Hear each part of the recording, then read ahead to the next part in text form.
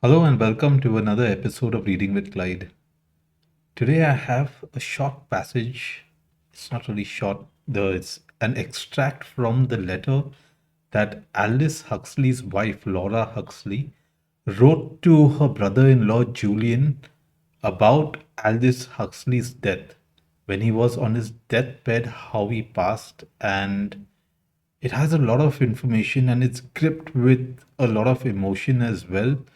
So I'm not going through a lot of it, but I'm just going to go through a gist of it. The night before he died, Thursday night, about 8 o'clock, suddenly an idea occurred to him. Darling, he said, it just occurs to me that I'm imposing on Ginny having somebody as sick as this in the house with two children. This is really an imposition. Ginny was out of the house at the moment, and so I said, good. When she comes back, I will tell her this. It'll be a nice laugh. No, he said with unusual insistence. We should do something about it. Well, I replied, keeping it light. All right, get up. Let's go on a trip. No, he said, it is serious.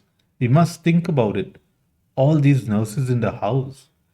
What we could do, we could take an apartment for this period, just for this period.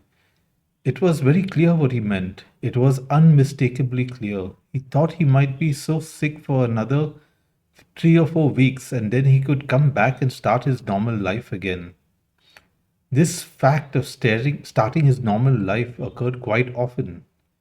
In the last 3 or 4 weeks, he was several times appalled by his weakness when he realized how much he had lost and how long it would take to be normal again. Now, this Thursday, he had remarked about taking an apartment with an unusual energy. But a few minutes later, and all that evening, I felt that he was going down. He was losing ground quickly. Eating was almost out of the question. He had just taken a few spoonfuls of liquid and puree. In fact, every time he took something, this would start the cough. Thursday night, I called Dr. Bernstein and told him his pulse was very high, 140. He had a little bit of fever, and the whole feeling was of imminence of death. But both the nurse and the doctor said they didn't think this was the case, but that if I wanted him, the doctor would come up to see him that night. Then I returned to Aldous' room and we decided to give him an injection of Dilaudid. It was about 9 o'clock and he went to sleep, and I told the doctor to come next morning.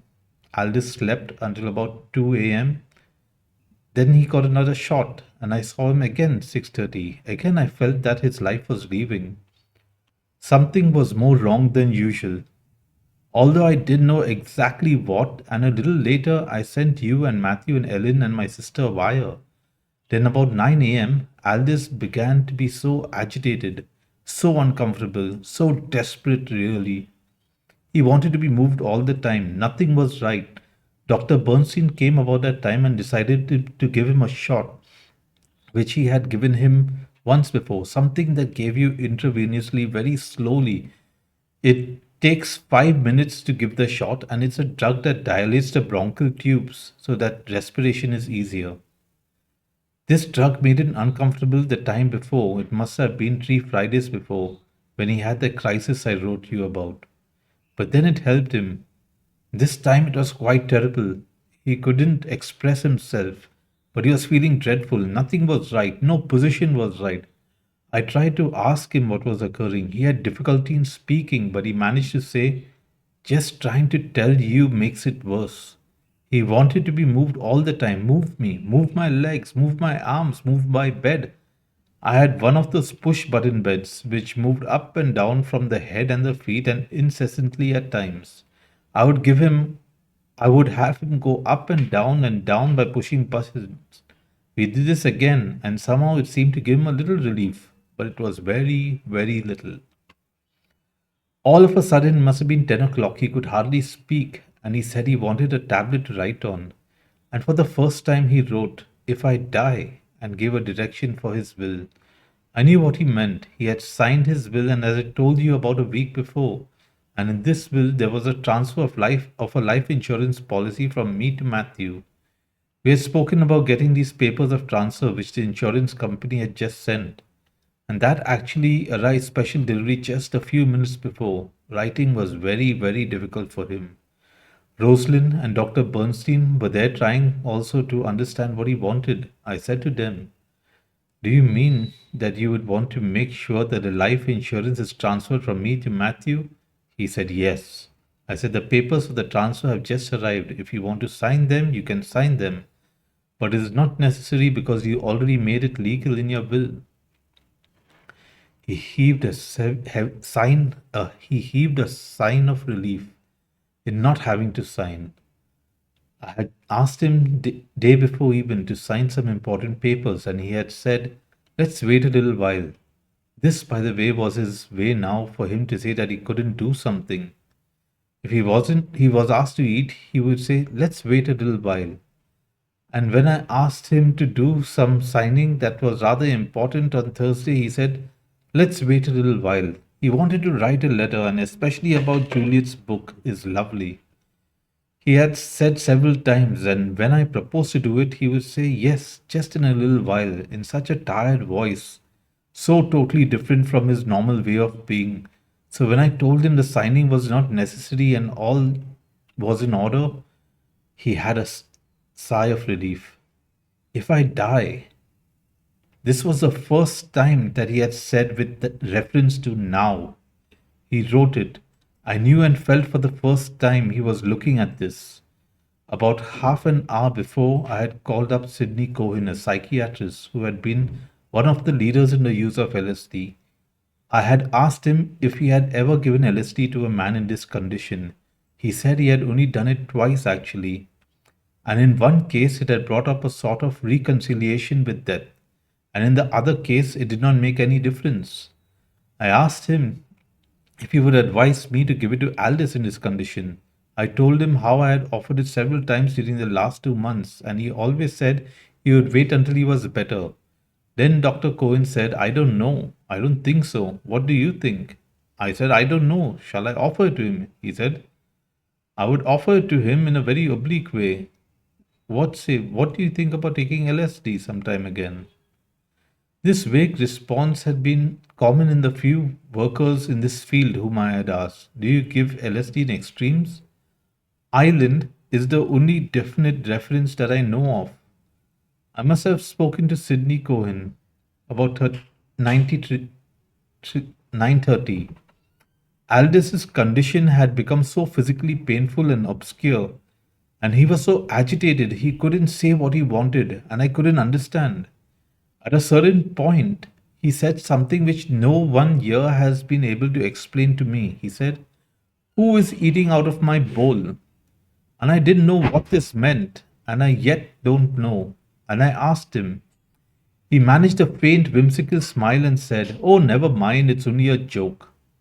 And later on, feeling my need to know a little so I could do something, he said in an agonizing way, at this point, there's so little to share. Then I knew that he knew that he was going. However, this inability to express himself was only muscular. His brain was clear, and in fact, I feel at a pitch of activity. Then I don't know exactly what time it was. He asked for his tablet and wrote, try LSD 100 intramuscular. Although, as you can see from this photostatic copy, it was not very clear. I know that this is what he meant. I asked him to confirm it. Suddenly, something became very clear to me. I knew that we were together after this torturous talking of the last 2 months. I knew then, I knew what was to be done. I quickly went into the cupboard in the other room where Bernstein was, and the TV which had just announced the shooting of Kennedy. I took the LSD and said, I'm going to give him a shot of LSD. He asked for it. The doctor had a moment of agitation because you know very well the uneasiness about this drug in the medical mind. Then he said, all right, at this point, what is the difference? Whatever he had said, no authority Not even an army of authorities could have stopped me then. I went into Aldous' room with a vial and prepared a syringe. The doctor asked me if I wanted to give him the shot. Maybe because he saw that my hands were trembling. He asked me that made me conscious of my hands, and I said, no, I must do this. I quietened myself, and when I gave him the shot, my hands were very firm. Then somehow a great relief came to us both. I believe it was 11:20 when I gave him the first shot of 100 micrograms. I sat near his bed and said, darling, maybe in a little while I will take it with you. Would you like me to take it with you also in a little while? I said in a little while because I had no idea of when I should or could take it. In fact, I had not been able to take it to this writing because of the condition around me, and he indicated yes. We must keep in mind that by now he was speaking very, very little. Then I said, would you like Matthew also to take it? Okay, I'm just going to skip this part and come down to.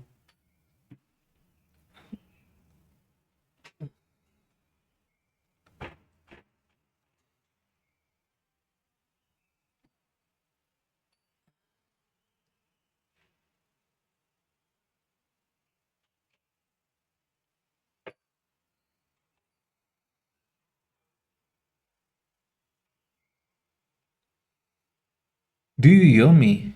He squeezed my hand. He was hearing me. I was tempted to ask more questions. But in the morning, he had begged me not to ask any more questions, and the entire feeling was that these things were right. I didn't dare to inquire to disturb, but that was the only question that I asked. Do you hear me? Maybe I should have asked some more questions, but I did not. Later on, I asked the same question, but the hand didn't move anymore. Now, from 2 o'clock until the time he died, which was 5:20, there was complete peace except for once. There must have been about 3:30 or 4 when I saw the beginning of struggle in his lower lip. His lip began to move as it was going to be a struggle for air. Then I gave the direction even more forcefully. It is easy, and you're doing this beautifully and willingly and consciously in full awareness, in full awareness. Darling, you are going towards the light. I repeated these or similar words for the last 3 or 4 hours. Once in a while, my old emotion would overcome me, but if it did, I immediately would leave the bed for 2 or 3 minutes and would come back only when I could dismiss my emotion. The twitching of the lower lip lasted a little bit, and it seemed to respond completely to what I was saying. Easy, easy, and you are doing this willingly and consciously and beautifully, going forward and up, light and free, forward and up towards the light, into complete love. The twitching stopped, the breathing became slower and slower, and there was absolutely not the slightest indication of contraction or struggle. It was just that the breathing became slower and slower and slower, and at 5:20 the breathing stopped. I had been warned in the morning that there might be some upsetting convulsions towards the end, some sort of contraction of the lungs and noises. People had been trying to prepare me for some horrible physical reactions that would probably occur. None of this happened. Actually, the ceasing of the breathing was not a drama at all, because it was done so slowly, so gently, like a piece of music, just finishing in a sopra piano dolcemente. I had the feeling actually that the last hour of breathing was only the conditioned reflex of the body that had been so used to doing this for the last 69 years, millions and millions of times. There was not a feeling that with the last breath the spirit left. It had just been gently leaving for the last 4 hours.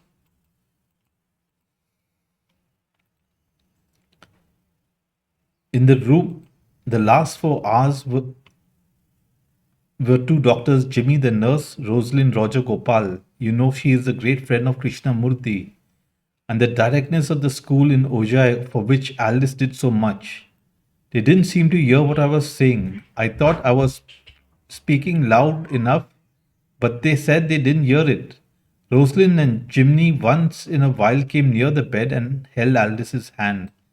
These 5 people all said that this was the most serene, the most beautiful death. Both doctor and nurse said they had never seen a person in similar physical condition going off so completely without pain and without struggle. We will never know if all this is only our wishful thinking or if it is real, but certainly all outward signs and the inner feelings gave an indication that it was beautiful and peaceful and easy. Aldous Huxley suffered from cancer, and that is how he died. All the doctors expected his death to be extremely physically violent towards the end because that was the condition of the death from that particular disease. Uh, his wife believes that it was the dose of LSD that actually allowed him to transcend and accept his death, and the body as well cooperated, and he went away peacefully. I hope you enjoyed this reading. Coming to the acceptance of death, a lot of psychedelics and therapy related to psychedelic therapy has helped people cope with death or to accept death and even to bring about this awareness of life that prepares you for death, which is very interesting. I hope you like this. Till next time, see you. Bye bye.